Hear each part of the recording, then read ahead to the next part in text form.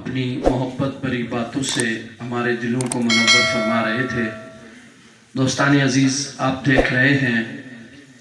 ہماری سٹیج کی زینت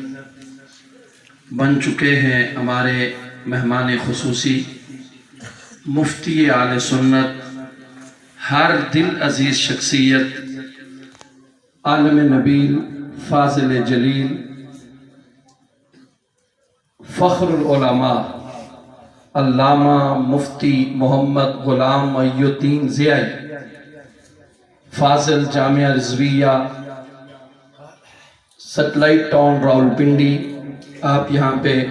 تشریف لائے۔ میں اپنے پورے علاقے کی طرف سے، اپنی طرف سے، اپنے جامعہ کی طرف سے، یہاں کے علماء کی طرف سے میں صمیم قلب سے آپ کا شکریہ ادا کرتا ہوں۔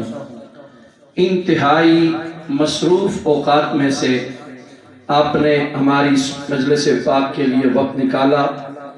میں دعائی کر سکتا ہوں، میری دعا ہے اللہ کریم آپ کے علم میں، عمر میں اللہ اپنی بارگاہ سے اپنی کروڑوں رحمتوں کا نزول فرمائے۔ مالک کائنات آپ کا سایہ اہل سنت کے سروں پر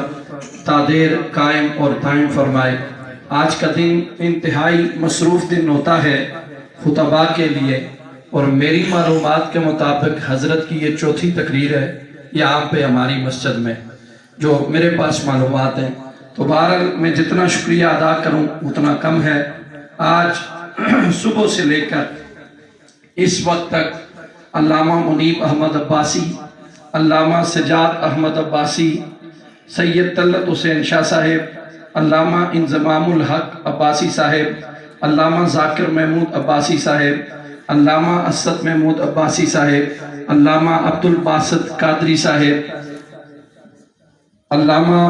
انصر محمود عباسی صاحب، علامہ حسن رضا قادری صاحب، علامہ ناصر محمود قادری صاحب، علامہ صدام حسین عباسی صاحب، اور علامہ عدیل احمد عباسی صاحب، علامہ قاسم مسعود عباسی صاحب، علامہ صبا مبین